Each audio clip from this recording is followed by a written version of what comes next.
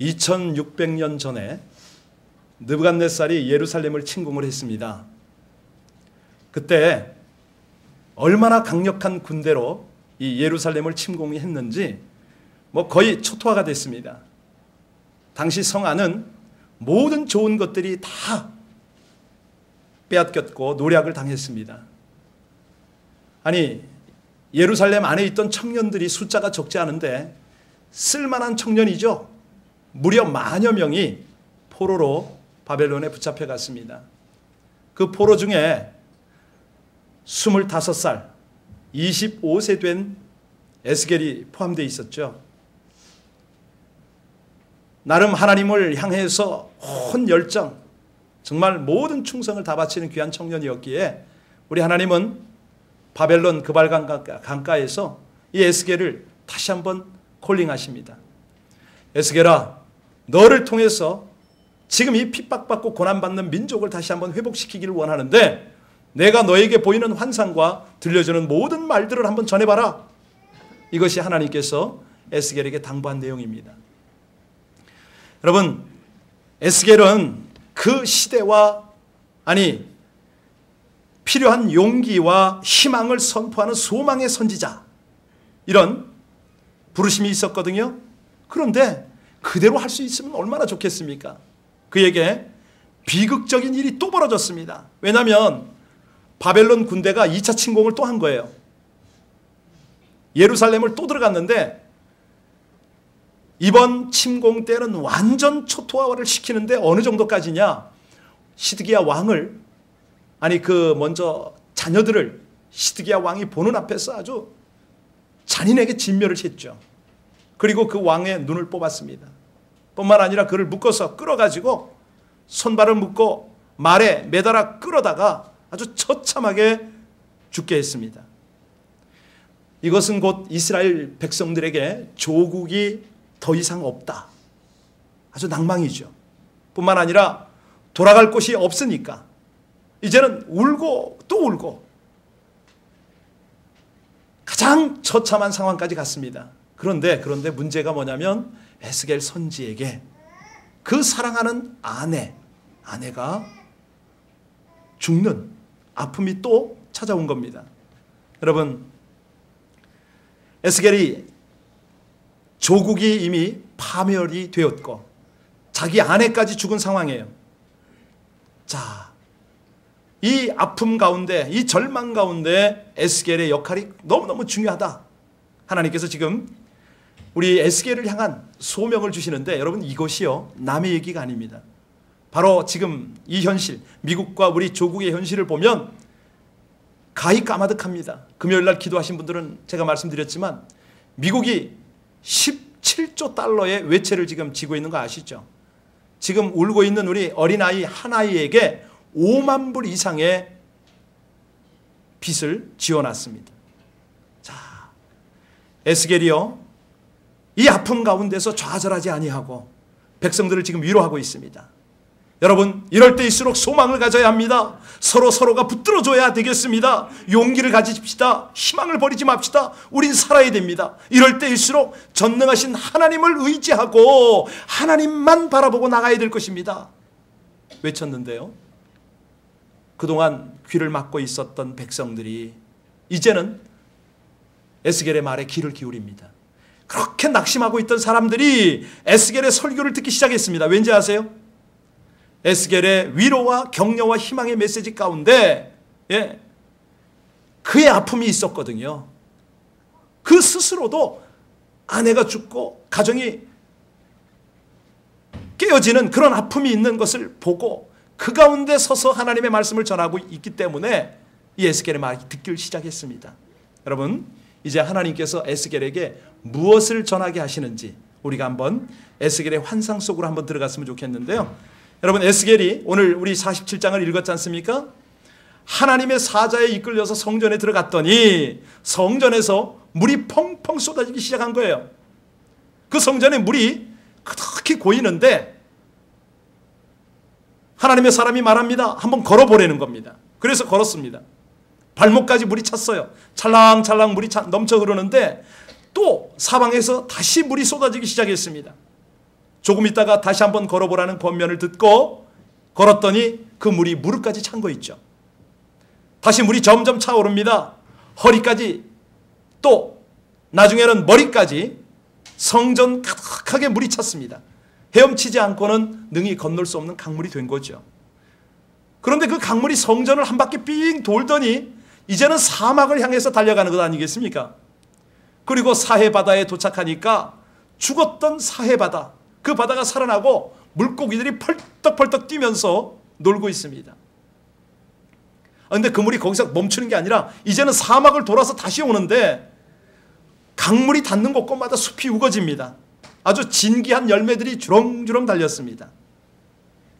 여러분, 이 얘기를 듣고 지금 어떤 느낌이 드세요? 이 내용은 대단히 상징적이라고 생각이 안 드세요? 이 성경을 해석할 때 상징적으로 해석하는 방법이 있고 문자적으로 해석하는 방법이 있거든요. 자, 오늘 본문은 아무리 문자적으로 그대로 해석하고 싶은 주석가가 있을지라도 이거는 어쩔 방법이 없습니다. 왜냐하면 예루살렘 성전에서 물이 흘러 강이 되었다라고 했는데 실제로 예루살렘에 강이 있습니까? 없습니다. 예루살렘이 상당히 고원지역이잖아요. 강이 흐를 수가 없지요. 더군다나 성전에서 생수의 강이 흘러서 그 물이 사막을 통과하고 사해바다까지 이르러서 마침내 죽은 사해바다 살렸다고 하는데 이것이 가능하냐 이거죠. 그러면 우리는 이 말씀을 통해서 우리 가운데 교훈하시는 하나님의 뜻이 뭘까? 중요한 것은요, 물의 역할입니다. 이 물, 절대적으로 필요한 거고 중요한 거죠. 그죠? 우리 인체가 몇 퍼센트의 수분으로 되어 있다고요? 예, 그렇습니다. 지구도 그렇습니다. 70%가 넘는 물로 이루어져 있는 것이죠. 우리 인류 최초의 문명 발생지가 어디입니까? 모두 다 강가입니다. 자, 애굽 문명은 어디서요? 나일강에서. 자, 그 다음에 바벨론 문명은 유프라데스 강에서. 인도 문명은 인더스 강에서. 중국 문명은 황하강에서. 오늘 1절을 자세히 한번 살펴보겠습니다. 우리 같이 1절 다시 한번 읽을 때 이 계시의 말씀을 읽는 중에 여러분에게 깨달음과 지혜가 넘치기를 바랍니다. 시작. 그가 나를 데리고 성전 문에 이르시니 성전의 앞면이 동쪽을 향하였는데 그 문지방 밑에서 물이 나와 동쪽으로 흐르다가 성전 오른쪽 제단 남쪽으로 흘러 내리더라. 여기서 우리가 이제 몇 가지를 확인해야 됩니다. 아니, 성전에서 흘러나온 물은 무엇이며 제단을 한 바퀴 돈 다음에 그 제단을 통과해서 남쪽으로 흘러갔다고 했는데 제단에서 늘 흘러나오는 강물은 어떤 상징이냐 이거죠. 그리고 점차 강물이 깊어가는데 그 이유는 무엇인가? 이 내용을 살피면서 은혜를 받겠습니다. 여러분, 성전에서 흐르는 물, 이 제단을 어떻게 이해하십니까? 제단은 무엇을 상징합니까? 교회죠, 교회. 교회에서는 생수가 흐릅니다. 켈빈이 그런 고백을 했어요. 예수님이 흘리신 구원의 보혈이 넘치기 때문에 교회를 떠나서는 구원이 없다, 이렇게 주장했습니다. 다시 말하면 어떤 화려한 교회, 수십망이 모이는 웅장한 교회나 선교지에 있는 작고 작은 교회, 심지어는 저 북한이나 이 핍박지에 있는 그런 회교권에 있는 비밀스러운 한두 명이 모이는 그런 교회, 거기에도 예수 그리스도의 이름이 있다면 그 교회는 하나님의 제단이다, 이 말입니다. 우리 예수님이요, 십자가에서 흘리신 피가 인류를 살려내는 생수의 강이 되었음을 여러분들은 믿으십니까? 그렇죠. 예수님의 십자가 보혈의 은총에 적셔진 영혼, 죄사함을 받습니다. 하나님의 자녀가 되는 권세를 입지요. 지금도 우리 예수님의 보혈은 주님의 제단을 통해서 이 척박한 땅에 힘있게 흘러가고 있음을 믿으시길 바랍니다. 여러분, 우리 주님께서 이 땅에 계시면서 그런 말씀을 하셨죠. 우리의 영적 생활을 위해서 하시는 말씀이 내가 주는 물을 먹는 자는 영원히 목마르지 아니하리니 너희는 물과 성령으로 거듭나야 하리라. 나를 믿는 자는 그 배에서 생수의 강이 어떻게 된다고요? 흘러 넘치리라, 이렇게 말씀하셨습니다. 생수, 성령의 생수, 목마름을 해결할 오직 한 가지 방법, 이걸 말씀하셨는데 여기에서 오늘 본문을 통해서 우리에게 강력하게 도전하는 것이 하나 있습니다. 뭐냐면 물의 깊이를 측량 좀 해보자, 이 말씀 아닙니까? 이 말씀은 어떻게 이해하십니까? 한마디로 너희들의 오늘날 신앙생활의 깊이를 좀 어느 정도인지 측량해보자, 이 말씀. 예, 바로 그 말씀입니다. 우리가 이제 신앙생활 하다 보면 교회에 또 성도의 허물이 우리 눈에 보일 때가 있습니다. 아니, 예수 믿는 사람답지 않은 더 악한 모습도 우리가 볼 수가 있습니다. 그래서 더불어 신앙생활하기가 보통 어렵지 않습니다. 심지어는 어지럽기도 하고 멀미가 날 때도 있어요. 그런데 문제가 바다 한가운데 떠있는 뱃속에서 멀미 난다고 뛰어내리는 사람은 없다는 것이죠. 왜? 교회는 구원의 방주이기 때문에 흠이 보이고 멀미가 나도 여기서 적응하고 승리를 해야 되는데 문제가 뭡니까? 우리 자신의 신앙입니다. 신앙의 깊이가 관건이라는 것이죠. 여러분 3절 한번 보세요. 오늘 본문 4절은 보면 이 신앙이 어느 정도 수준인가 같이 읽겠습니다. 시작. 그 사람이 손에 줄을 잡고 동쪽으로 나아가며 천척을 측량한 후에 내게 그 물을 건너게 하시니 그 물이 어디에 올랐다고요? 신앙의 초보, 이렇게 이해하시면 됩니다. 아무것도 모르고 교회 왔다 갔다 하는 단계를 발목신앙이다. 다시 설명드리면 아직 체험도 부족하고 감격도 모자라고 그냥 주일 되면 습관적으로 교회 나와서 예배를 드리고 돌아가는 출석교인 정도, 발목신앙인, 이렇게 이해하시면 되겠습니다. 그런데 문제가 있어요. 발목신앙인 중에서 갯벌신앙이 또 있다고 말씀합니다. 11절 잠깐만 갔다 올까요? 여러분과 제가 교회 안에 이 발목신앙만도 못한 진펄과 갯벌신앙이 있는데 같이 읽습니다. 시작. 그 진펄과 갯벌은 되살아나지 못하고 소금 땅이 완전히 신앙 망친되는 것이죠. 여러분 오늘 이 성전 제단에서 흐르는 이 생수 강을 보면서 우리가 하나 가장 도전받아야 할 제목이 뭐냐면 예수님의 보혈에 우리 영혼이 적셔져야 한다는 것이죠. 구원의 강물에는 우리가 그 속에 들어가야 되는데 마음의 문을 열지 못하고 그 보혈을 인정치 못하면 진펄과 갯벌의 신앙이다. 지금 이 말을 하고 있습니다. 여러분 그런 신앙생활이 있어요. 진리를 향해서 복음을 향해서 마음을 활짝 열고 은혜 가운데 들어가는 그런 신앙이 있는가 하면 마음문이 열리지 못해서 은혜의 강가에서 구경만 했지 감히 발을 들여놓지 못하는 그런 사람들, 방금 전에 말씀드렸던 진펄과 갯벌 신앙이다 이렇게 말씀을 드리는데요. 자, 그래서 우리 신앙생활에는 물이 차올라야 됩니다. 4절 한번 볼까요? 점점 물이 차오르면 어디까지요? 시작. 다시 천척을 측량하고 내게 물을 건너게 하시니 물이 어디에 올랐다고요? 그렇습니다. 아무것도 모르고 교회 다니다 보면 어느 날 갑자기 교회를 위해서 이 바지를 걷고 팔을 걷어 붙여야 할 때가 있습니다. 그런 마음이 생깁니다. 예전에는 입만 열면 교회 비판하고 비난하던 그런 사람인데 이제는 한 번, 두 번 교회 오다 보니까 은혜가 무릎까지 차다 보니까 친구들이 교회를 비판하면 듣기 싫은 거죠. 교회를 변호하기 시작했습니다. 그게 그런 게 아니라고. 당신이 자네가 잘 몰라서 그렇게 방어를 하기 시작하는 신앙. 그 신앙을 우리는 무릎까지 차오른 신앙인이다. 여러분 문제를 만나면 어떻게 대처하십니까? 어려움이 있을 때 어떻게 하십니까? 대부분 보면 혼자서 헐떡거리고 뛰어다닙니다. 친구들을 만나보기도 하고 선배를 만나서 해결해 보려고 몸부림치기도 합니다. 아는 사람 인맥, 금맥 모든 걸 다 동원해서 그렇게 한번 해결해 보려고 하는데 그러다가 문제가 더 꼬이고 마침내 하나님 앞에 엎드려 기도할 수밖에 없는 그런 상황까지 갑니다. 그렇죠? 신기한 것은 내가 그렇게 해결해 보려고 애를 쓰면 애를 쓸수록 꼬이기만 하더니 하나님 앞에 무릎 꿇고 기도하니까 하나님이 쉽게 해결해 주시더라.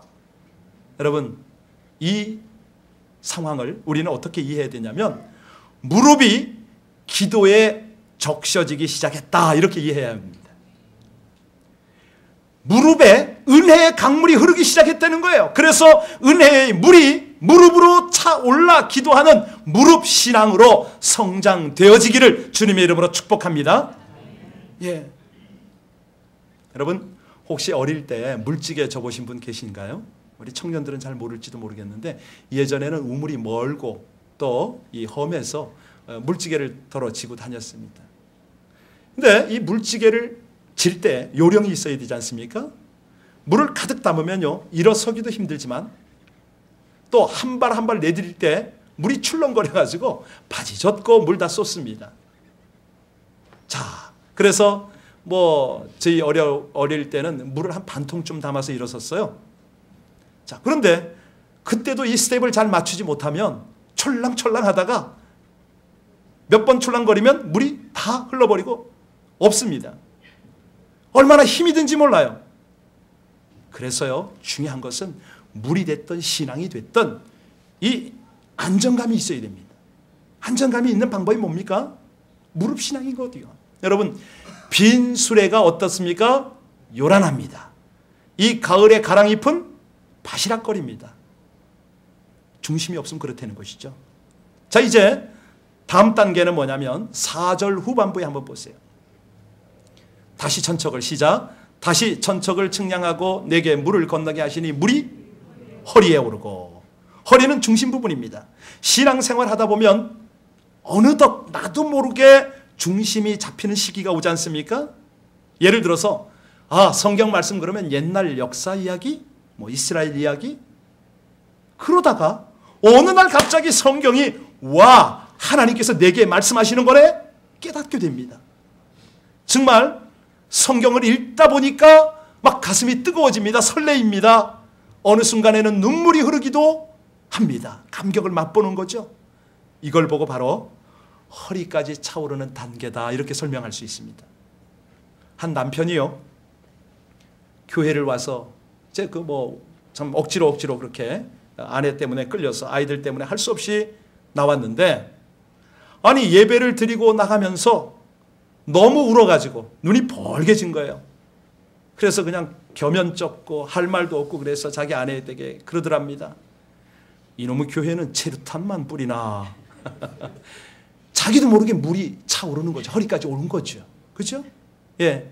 자, 다음 단계는 어떤 단계일까요? 이제 허리에 차올랐으니까 가슴까지 차올라야 됩니다. 성경에는 물론 안 나와 있지만 이 습관적인 신앙 생활을 하다 보면요 기쁨이 없습니다. 감사가 없습니다. 습관적인 신앙생활에는 뭐 이런 것 없습니다. 여러분들 오늘 아침에 양치질 하셨죠? 세수하셨죠?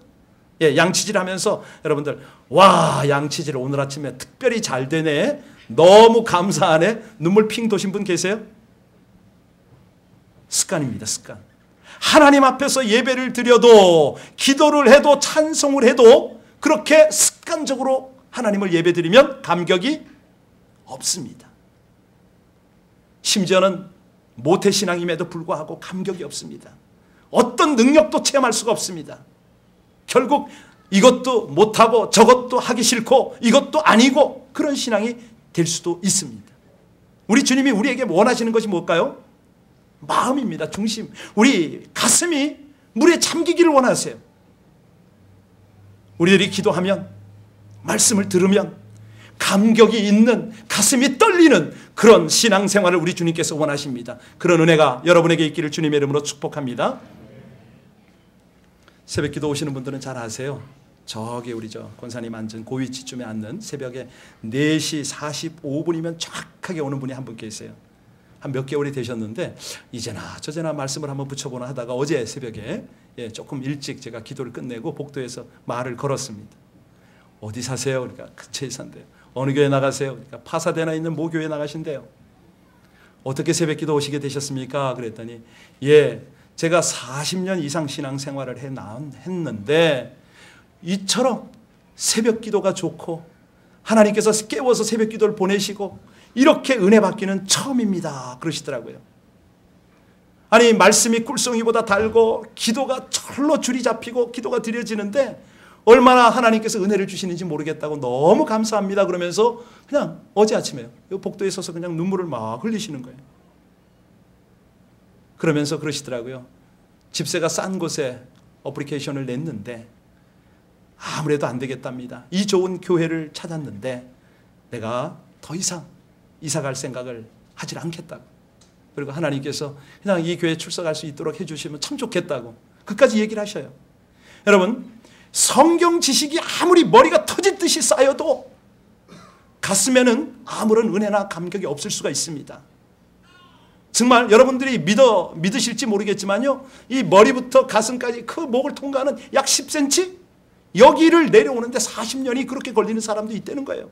여러분, 이제는 우리 목이 뻥 뚫려서 가슴까지 하나님의 은혜가 솟구쳐 오르기를 주님의 이름으로 축복합니다.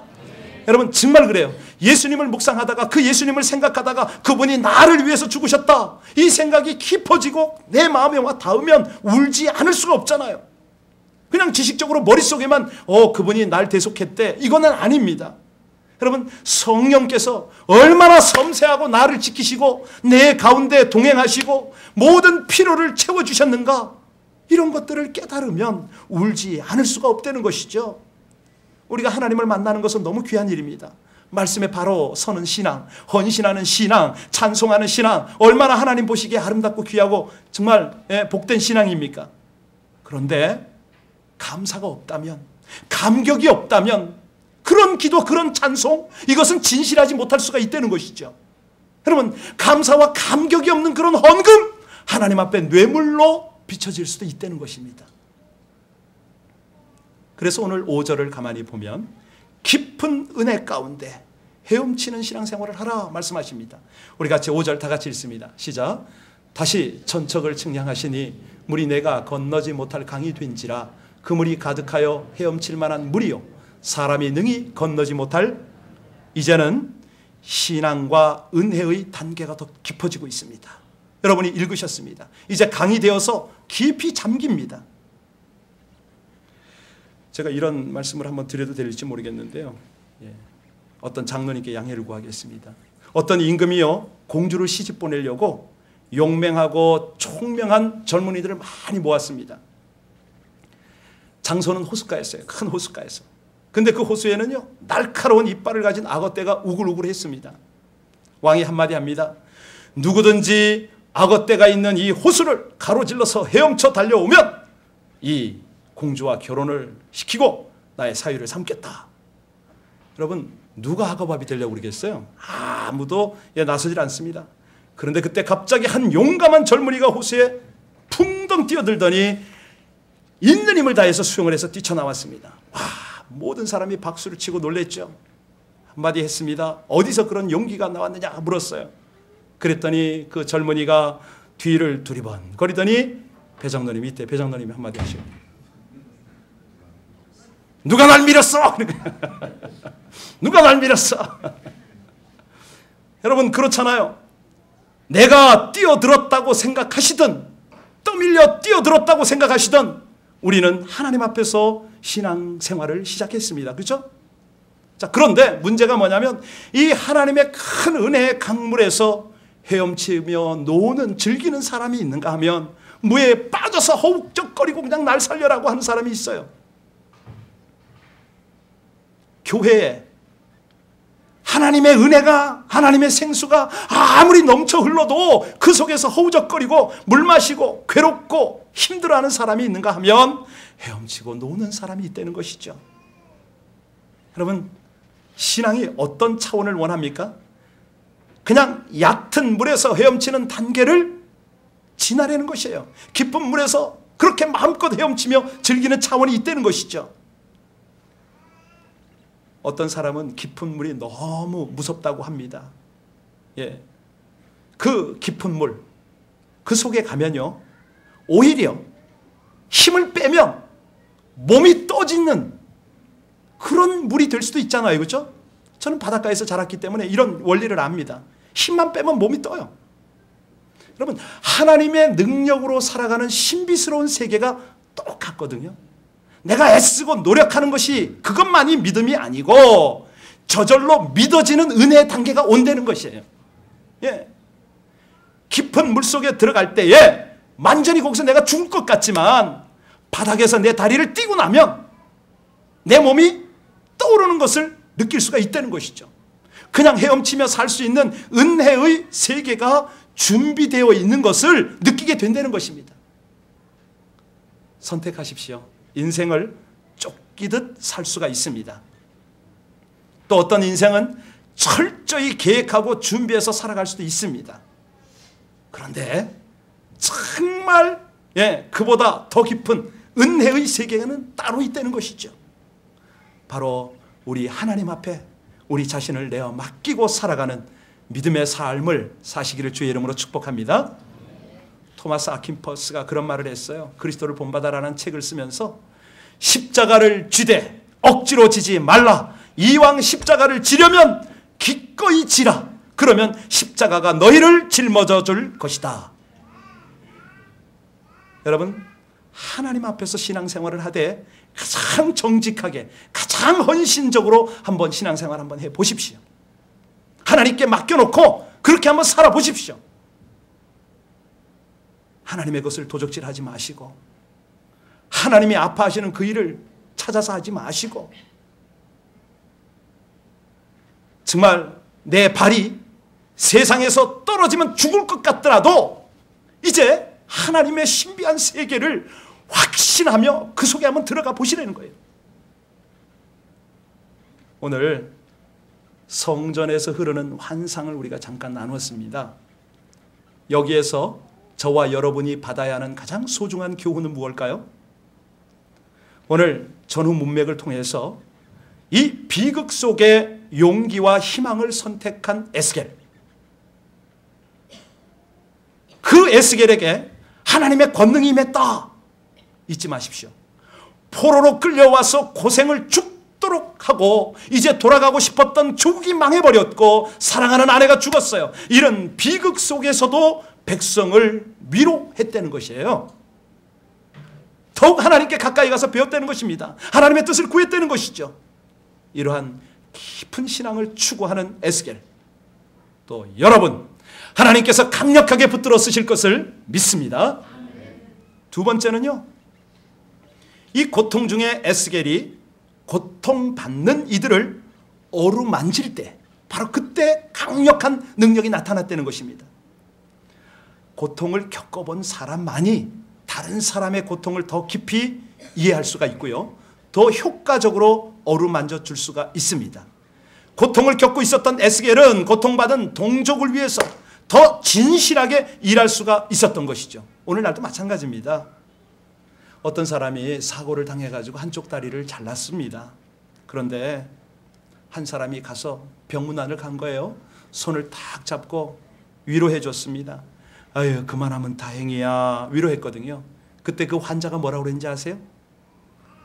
너도 다리 한번 잘라볼래? 무슨 얘기입니까? 그런데요, 그 환자에게 이번에는 두 다리가 없는 휠체어를 탄 분이 찾아가서 그 손을 붙잡고 위로해 줬어요. 그랬더니 그 손을 붙들고 함께 울더랍니다. 그렇죠? 예, 바로 그런 겁니다. 하나님의 역사죠. 나의 고통 중에도 더 힘들어하는 이들을 어루만질 때 우리 주님께서 허락하시는 강력한 생수가, 은혜의 강물이 능력으로 나타날 줄을 믿습니다. 예. 오늘 찬송 266장을 한번 했으면 좋겠는데요, 이분이 바로 예수님이거든요. 여러분, 우리가 예수님을 진정한 구주로 모시고 깊은 은혜를 깨달을 수가 있는데요, 그분이 아무 대가 없이, 아무 공로 없이 사랑하는 백성들을 향해서 은혜를 베푸셨잖아요.